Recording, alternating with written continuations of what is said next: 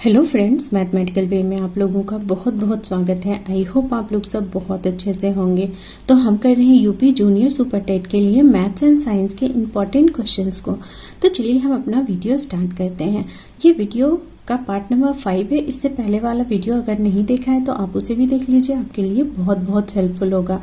और इसका PDF चाहिए तो आप मेरे टेलीग्राम चैनल से जुड़ सकते हैं, जिसका लिंक डिस्क्रिप्शन बॉक्स में डाला हुआ है। तो चलिए हम अपना वीडियो स्टार्ट करते हैं। सबसे पहला हमारा क्वेश्चन है, तो सबसे पहले हम मैथ्स के क्वेश्चंस को डिस्कस कर लेते हैं, उसके बाद हम साइंस के क्वेश्चंस को डिस्कस करेंगे। तो पहला क्वेश्चन हमारे पास है कि एक गांव में 30% लोग शिक्षित हैं। एक गांव में 30% लोग क्या हैं? शिक्षित हैं। तो यदि गांव की जनसंख्या, कुल जनसंख्या कितना है? 6600 हो तो अशिक्षित लोगों की संख्या बताइए। हमें क्या बताना है? अशिक्षित लोग। तो 30% लोग क्या है? शिक्षित हैं। तो अशिक्षित लोग कितने हो जाएंगे? तो अशिक्षित लोग अगर 100 मानते हैं तो 100% मानते हैं तो 30 हम माइनस कर देंगे। तो अशिक्षित लोग कितने हो जाएंगे? अशिक्षित लोग कितने हो जाएंगे? 100 माइनस में 30 तो कितने हो गए? 70%। मतलब 70% जो लोग हैं वो अशिक्षित हैं। अब अशिक्षित लोग कितने हैं, उनकी संख्या निकालनी है। तो संख्या बराबर क्या हो जाएगा? संख्या बराबर हम लिखेंगे 6600 इंटू में 70% निकाल देंगे इसका 100। तो ये जीरो कैंसिल हो गया और हम इसे जब मल्टीप्लाई कर देंगे तो कितना हमारा आंसर आ जाएगा? 4620। इतने लोग क्या हैं? अशिक्षित हैं। आई होप कि समझ में आ रहा होगा। नेक्स्ट का हम क्वेश्चन देखते हैं। नेक्स्ट हमारे पास क्वेश्चन है कि कमला ने एक साइकिल रुपीज कितने 1650 में खरीदी। उसको उसे 8% की हानि पर बेचना पड़ा। इतना में उसने खरीदा और 8% की हानि पर बेचना पड़ा। कमला ने साइकिल कितने रुपए में बेची? उसका विक्रय मूल्य निकालना है। उसने खरीदा इतने में, 8% की हानि पर बेचा, तो कितने रुपए में उसने बेचा, हमें ये निकालना है। तो उसने 8% हानि पर बेचा। अगर हम मान लेते हैं कि 100% उसका विक्रय मूल्य है, 100% क्या है? क्रय मूल्य है, तो उसका विक्रय मूल्य कितना हो जाएगा? उसका विक्रय मूल्य कितना हो जाएगा? तो विक्रय मूल्य हो जाएगा कितना? 8% घटा देंगे तो हमारा कितना आ जाएगा? 92% आ जाएगा। 92% आ जाएगा। अब ये 92% जो है कितना होगा? इतने में इसका कितना होगा? तो हम ये निकाल देते हैं। तो 1650 इंटू 92% हम निकाल देते हैं इसको। जब हम इसको सॉल्व करेंगे, 5 2 10 यहाँ पे हो जाएगा और 3 फिर यहाँ से 2 से कट करेंगे, 4 2 8 और फिर 6। और जब हम इसको मल्टीप्लाई करेंगे तो हमारा कितना आएगा आंसर? 1518। ये हमारा आंसर आ जाएगा जब हम इन दोनों को मल्टीप्लाई करेंगे। नेक्स्ट क्वेश्चन हमारे पास है, एक त्रिभुज के दो कोणों का मान 60 डिग्री है और 70 डिग्री है, तो तीसरे कोण का मान क्या होगा? तो हमारे पास क्या है? एक ट्रायंगल है जिसमें कि एक कोण का माप कितना है? 60 डिग्री है, दूसरे कोण का माप क्या है? 70 डिग्री है। तो हमें इसका निकालना है, थर्ड का निकालना है। तो हमें पता है कि एक त्रिभुज के तीनों कोणों का जो योग होता है वो कितना होता है? योग होता है वो कितना होता है? 180 डिग्री होता है। अब दो हमें कोण पता है और योग पता है हमें, तो तीसरा निकल जाएगा। हम क्या करेंगे? टोटल योग में से क्या करेंगे? हम 180 डिग्री में से हम क्या करेंगे? 60 डिग्री प्लस 70 डिग्री को प्लस कर देंगे तो हमें कितना मिल जाएगा? हमें यहाँ से ये दोनों कितने हो जाएगा? तो 180 माइनस में 130 तो कितना आ जाएगा? 50 डिग्री। तो ये जो एंगल हमें मिल जाएगा वो कितना मिल जाएगा? 50 डिग्री। नेक्स्ट क्वेश्चन हमारे पास है, किसी संख्या के 3/4 के 2/3 का मान 24 हो तो उस संख्या का मान 1/4 क्या होगा? उस संख्या का 1/4 क्या होगा, हमें ये बताना है। तो किसी संख्या, तो हम मान लेते हैं कोई संख्या हमारे पास क्या है? x है। x का क्या निकालना है? 3/4। फिर उसका 2/3 का मान कितना है? 24 है, 24 है। अब यहाँ से हम इसको x को सॉल्व कर लेते हैं, तो 3 और 3 यहाँ से कट गया, 2 से 2 कैंसिल आउट हो गया, तो x इक्वल टू कितना हो गया 24 इंटू में 2 आ जाएगा। तो इसको जब हम मल्टीप्लाई करेंगे तो x इक्वल टू हमारे पास क्या आ जाएगा 48 आ जाएगा। यहाँ x इक्वल टू 48 आ जाएगा। अब कह रहा है कि उस संख्या का 1/4 हमें निकालना है, तो 48 का हमें क्या निकालना है 1/4 निकालना है। तो यहाँ से हम कट करेंगे तो यहाँ 1 और 2 कितना आ जाएगा 12 आ जाएगा। हमारा आंसर क्या हो जाएगा सही 12 आंसर आ जाएगा। नेक्स्ट क्वेश्चन हमारे पास है 4 इंटू ब्रैकेट है 3 डिवाइडेड बाय 4, फिर कर्ली ब्रैकेट है 4 इंटू 3 डिवाइडेड बाय, फिर स्मॉल है, स्मॉल ब्रैकेट के अंदर क्या है 3 इंटू 3। तो अब हमें इसको सॉल्व करना है, तो इसको हम कैसे सॉल्व करेंगे, तो हम बोर्ड मास अपनाएंगे। बोर्ड मास रूल होता है। तो सबसे पहले हम कौन सा काम करेंगे, तो सबसे पहले स्मॉल ब्रैकेट का हम काम करेंगे, स्मॉल ब्रैकेट का। तो जब हम इसको सॉल्व करेंगे तो कितना आ जाएगा, बाकी को हम ऐसे ही लिखते जाएंगे। तो हम क्या लिखेंगे 4 इंटू में 3 डिवाइडेड बाय 4 और कर्ली ब्रैकेट डालेंगे 4 इंटू में 3 डिवाइडेड बाय 3 इंटू 3 कितना हो जाएगा 9, और फिर यहाँ से स्मॉल वाला हट जाएगा, ये बचेगा। अब हम इसको सॉल्व करेंगे, उसके बाद हम फिर दूसरे को सॉल्व करेंगे, तो कितना हो जाएगा 4 इंटू में ब्रैकेट आ जाएगा 3 डिवाइडेड बाय 4 आ जाएगा, और इसको जब सॉल्व करेंगे तो 4 3 जा 12 हो जाएगा अपॉन बाय 9 हो जाएगा। इन दोनों के बीच में क्या बचेगा, तो हम यहाँ से ये कर लेते हैं 12 अपॉन बाय 9, तो यहाँ से कट जाएगा 3 3 जा 9, 3 4 जा 12, तो 4 अपॉन बाय 3 आ जाएगा। तो यहाँ से फिर हम जब इसको सॉल्व करेंगे तो क्या आएगा 3 डिवाइडेड बाय 4 आ जाएगा, फिर और इन दोनों के बीच में क्या होता है मल्टीप्लाई होता है, तो मल्टीप्लाई 4 अपॉन बाय 3 हो जाएगा। अब यहाँ से इसको ऐसे लिख लेते हैं इस तरह से कि 4 इंटू में 3 अपॉन बाय 4 हो जाएगा, और इंटू में 4 अपॉन बाय 3 हो जाएगा। 3 3 कैंसिल हो गया, 4 4 कैंसिल हो गया, तो हमारा आंसर क्या आ गया 4 आ गया। नेक्स्ट क्वेश्चन हमारे पास है 3 लगातार पूर्णांकों का योग 30 है, तीनों में से सबसे बड़ी संख्या क्या होगी। 3 लगातार पूर्णांक हमारे पास है, उनका योग कितना है 30 है। तो हम क्या करेंगे, जब ऐसा क्वेश्चन आए कि 3 लगातार संख्याओं का योग, तो क्या हो जाएगा औसत निकाल लेते हैं, मतलब बीच की संख्या हम निकाल लेते हैं। तो बीच की संख्या को निकालने के लिए हम क्या करेंगे, जो योग है उसमें से जितनी संख्या है उसमें हम डिवाइड कर देंगे, उससे हम डिवाइड कर देंगे। तो 30 अपॉन बाय 3 कितना आ गया 10 आ गया। तो ये बीच की संख्या निकल गया 10। तो लगातार 3 है पूर्णांक, तो ये बीच का नंबर है, तो इधर क्या आ जाएगा 9 और इधर क्या आ जाएगा 11। तो सबसे बड़ी संख्या कौन सी है, तो सबसे बड़ी संख्या हमारी कौन सी हो जाएगी 11 हो जाएगी। आई होप समझ में आ रहा होगा। नेक्स्ट क्वेश्चन हमारे पास है एक भिन्न के अंश और हर में क्रमशः 1 जोड़ने पर उसका मान 2 और 1 घटाने पर 4 होता है, तो भिन्न का अंश क्या होगा। भिन्न का अंश निकालना है हमें, और ये कंडीशन हमें गिवन है। तो हम मान लेते हैं कि भिन्न का जो है हमारा भिन्न जो है वो है x अपॉन बाय वाई है। अब फर्स्ट कंडीशन क्या कह रहा है कि 1 जोड़ने पर, दोनों में जब हम 1 जोड़ देंगे अंश में भी और हर में भी, तो हमारा क्या हो जाता है मान हो जाता है 2। फिर ये फर्स्ट कंडीशन है। सेकंड कंडीशन क्या है हमारे पास कि हमारे पास जो भिन्न है उसमें 1 घटाने पर, ऊपर भी 1 घटा देंगे नीचे भी 1 घटा देंगे, तो हमारा जो मान हो जाएगा वैल्यू हो जाता है वो 4 हो जाता है। ये सेकंड कंडीशन है। अब हम क्या करते हैं, इसको सॉल्व कर लेते हैं। तो 2 के नीचे 1 डाल देते हैं, अगर कुछ नहीं है तो 1 डाल देते हैं। हम क्या करते हैं क्रॉस मल्टीप्लाई कर देते हैं। इसी तरह से इसके नीचे भी 1 डाल करके हम क्रॉस मल्टीप्लाई करेंगे और हम इसे सॉल्व करेंगे। तो यहाँ से हम जब सॉल्व करेंगे तो क्या आ जाएगा x plus 1 equal to 2y plus 2। अब ये इधर आ जाएगा तो x minus 2y equal to कितना आ जाएगा 2 माइनस में 1, तो 1 आ जाएगा। तो ये फर्स्ट हो गया। इससे कितना आ जाएगा, तो इससे आ जाएगा x minus 1 equal to 4y minus में 4।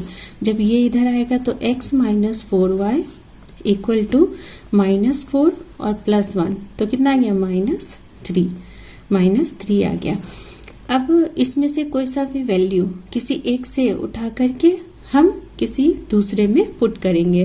तो यहाँ से हम वैल्यू ले लेते हैं, तो x इक्वल टू एक्स को सेपरेट कर लेते हैं। x इक्वल टू हम क्या लिखेंगे -3 और ये उधर चला जाएगा तो +4y, और x का जो वैल्यू है वो हम इसमें रख देते हैं।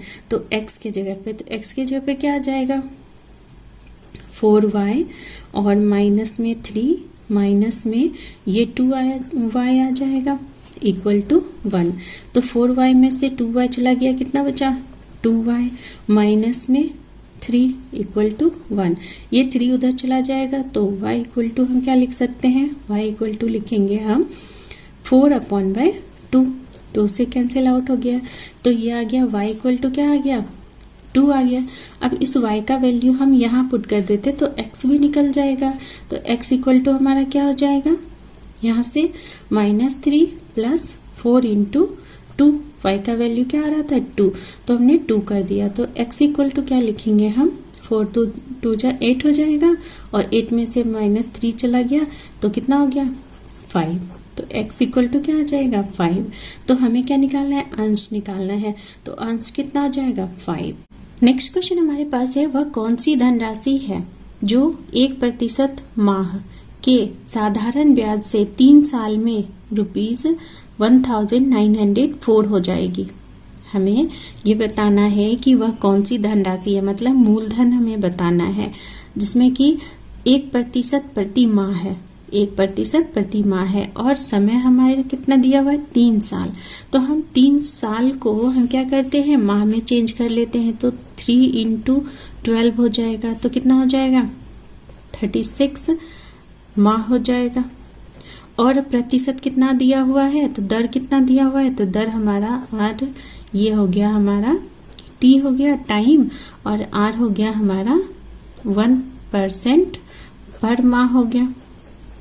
और हमें मूलधन निकालना है, और हमें क्या दिया हुआ है, अमाउंट दिया हुआ है, मिश्र धन दिया हुआ है, मिश्र धन दिया हुआ है कि 1904 हो जाता है।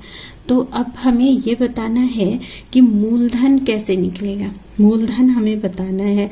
तो मूलधन का एक फॉर्मूला होता है, मूलधन बराबर में क्या होता है कि मिश्र धन इनटू में 100 अपॉन बाय कितना होता है 100 प्लस में समय गुना में दर। ये एक फॉर्मूला होता है, इस फॉर्मूला से हम निकालते हैं। तो मूलधन हमारे पास है P, तो मिश्रधन कितना दिया हुआ है 1904 दिया हुआ है, इनटू में 100 दिया हुआ है, अपॉन बाय 100, और प्लस में समय कितना है 36, और इनटू में दर कितना है 1। तो यहाँ से कितना आ जाएगा, तो यहाँ से आ जाएगा 1904 इनटू में 100 अपॉन बाय 136। जब हम इसको कट करेंगे, जब इसको सॉल्व करेंगे, तो हमारा जो आंसर आ जाएगा वो आ जाएगा 1400। मूलधन जो आ जाएगा वो आ जाएगा 1400। नेक्स्ट क्वेश्चन हमारे पास है, 270 मीटर लंबी रेलगाड़ी 25 किलोमीटर प्रति घंटा की रफ्तार से चल रही है और है 2 किलोमीटर प्रति घंटा की रफ्तार से विपरीत दिशा से आते हुए मनुष्य को वह कितने समय में पार कर लेगी। एक ट्रेन है, एक ट्रेन ऐसे जा रही है, इस तरह से इधर जा रही है, और विपरीत दिशा से एक जो है मनुष्य 2 किलोमीटर प्रति घंटा की रफ्तार से इधर की ओर आ रहा है। तो हमें बताना है ये कि वो ट्रेन जो है इस आदमी को कितने देर में वो पार कर लेगा। तो रेलगाड़ी की लंबाई कितनी है, तो लंबाई है 270 मीटर, तो दूरी भी हमारा क्या हो जाएगा 270 मीटर ही तो हमें पार करना है। तो दूरी बराबर हम क्या लिखेंगे 270 लिखेंगे। अब जब भी ऐसा आए, क्वेश्चन आए कि रेलगाड़ी जो है, रेलगाड़ी और यहाँ पे दूसरी रेलगाड़ी भी हो सकती है, तो जब भी विपरीत दिशा आए तो क्या हो जाएगा, दोनों का चाल जो है वो प्लस हो जाएगा, दोनों का चाल जो है प्लस हो जाएगा। तो चाल कितना है, चाल है कि 25 किलोमीटर प्रति घंटा और प्लस 2 किलोमीटर प्रति घंटा, तो कितना हो गया टोटल 27 किलोमीटर पर आवर हो गया, 27 किलोमीटर पर आवर हो गया। अब हमें क्या निकालना है, समय निकालना है, समय निकालना है।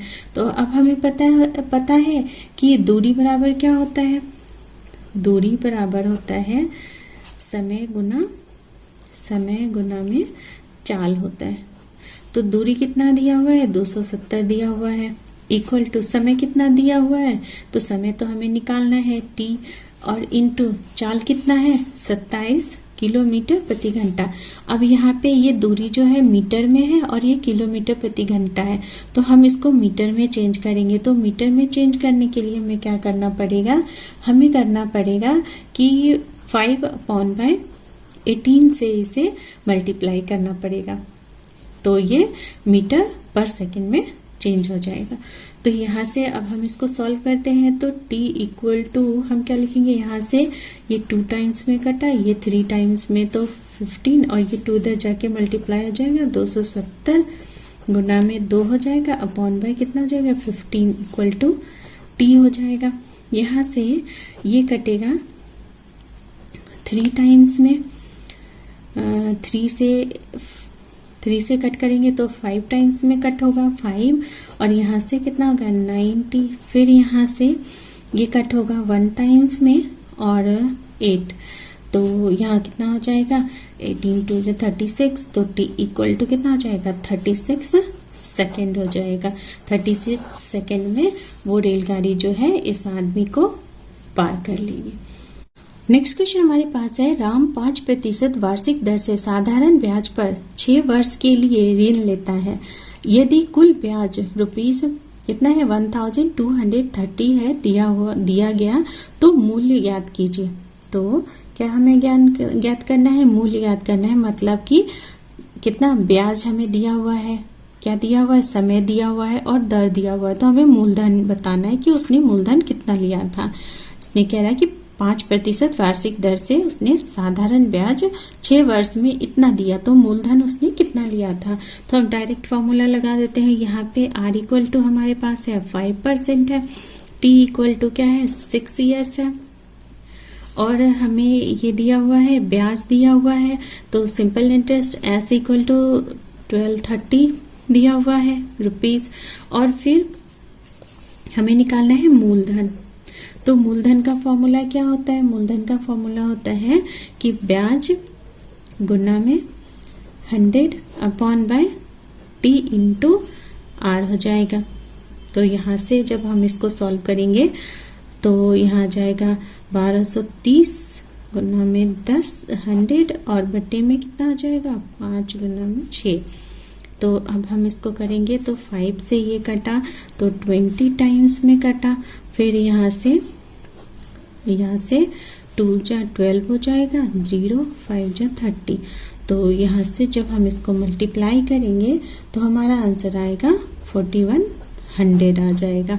तो ये उसका मूलधन होगा। नेक्स्ट क्वेश्चन हमारे पास है, निम्न में से सबसे बड़ा कौन है, इसमें से सबसे बड़ा कौन है। तो इसको हम 2 तरीके से निकाल सकते हैं। ऐसा कर सकते हैं कि इसके हर जो ये डिनोमिनेटर है उसको हम क्या कर दें, उसका एलसीएम लेकर के इक्वल बना दें, सेम कर दें, तो हमें पता चल जाएगा कि कौन सा बड़ा है। या फिर हम इसे डेसिमल में भी चेंज करके लिख सकते हैं। तो डेसिमल में जब हम चेंज करेंगे 1/3 को, तो ये कितना आएगा 0.333 आएगा, समथिंग आएगा। और फिर 2/7 को करें तो ये कितना आएगा 0.285 आएगा। फिर नेक्स्ट है हमारा 4/9 है, तो इसका कितना आ जाएगा 0.444 आ जाएगा। फिर यहाँ पे है कि 7/13 है, तो इसको जब चेंज करेंगे तो हमारे पास आएगा 0.538 ये आ जाएगा।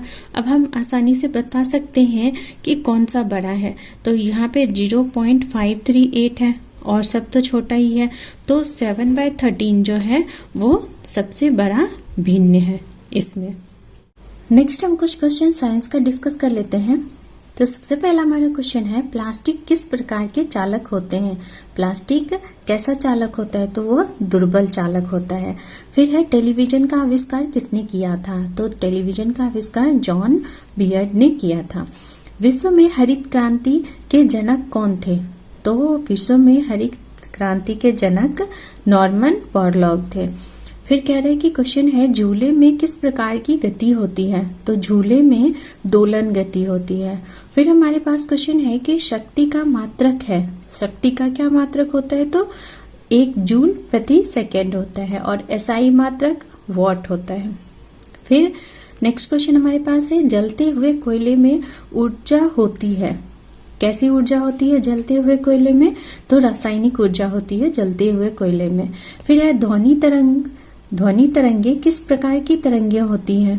तो ध्वनि तरंगे जो होती हैं वो अनुदैर्ध्य तरंगे होती हैं। फिर हमारे पास है कि ध्वनि का तारतम्य निर्भर करता है, ध्वनि का तारतम्य किस पर निर्भर करता है? तो उसकी आवृत्ति पे ध्वनि का तारतम्य जो है वो निर्भर करता है। फिर हमारे पास है कि निर्वात में प्रकाश की चाल कितनी होती है? तो निर्वात में जो होती है प्रकाश की चाल वो होती है 3 × 10⁸ मीटर प्रति सेकेंड होती है। नेक्स्ट हमारे पास क्वेश्चन है कि तरंग दैर्ध्य का एसआई मात्रक क्या होता है? तरंग दैर्ध्य का एसआई मात्रक एंगस्ट्रम होता है। तरंग दैर्ध्य का एसआई मात्रक जो होता है वो एंगस्ट्रम होता है। फिर हमारे पास है कि ओम किसका मात्रक होता है? ओम किसका मात्रक होता है? तो ओम जो होता है प्रतिरोध का मात्रक होता है। फिर है क्वेश्चन है कि लाल रुधिर कणिकाओं का निर्माण कहाँ होता है? निर्माण होता है कहाँ पर होता है शरीर में? तो अस्थि मज्जा में होता है। लाल रुधिर कणिकाओं का निर्माण जो होता है वो अस्थि मज्जा में होता है। फिर नेक्स्ट क्वेश्चन है कि विश्व मधुमेह दिवस कब मनाया जाता है? विश्व मधुमेह दिवस कब मनाया जाता है? तो ये मनाया जाता है 14 नवंबर को। फिर हमारे पास है कि हीमोग्लोबिन किसमें पाई जाती है? हीमोग्लोबिन किसमें पाई जाती है? तो हीमोग्लोबिन जो है वो आरबीसी में पाई जाती है। फिर हमारे पास है, विटामिन सी की खोज किसने की थी? तो विटामिन सी की जो खोज की थी होलकट ने की थी। तो ये थे हमारे कुछ साइंस से रिलेटेड क्वेश्चंस। तो आई होप कि अच्छा लगा होगा आप लोगों को। तो आज का वीडियो हमारा यहीं तक का था। आई होप वीडियो अच्छा लगा होगा। अगर अच्छा लगा है तो प्लीज लाइक करिए और अपने दोस्तों में से शेयर करिए। अगर आप मेरे चैनल पे नए हैं तो प्लीज चैनल को सब्सक्राइब कर लीजिए और बेल आइकन को भी प्रेस कर लीजिए, जिससे मेरे आने वाले वीडियोस का नोटिफिकेशन आप तक जल्द से जल्द पहुंच पाए। Thanks for watching.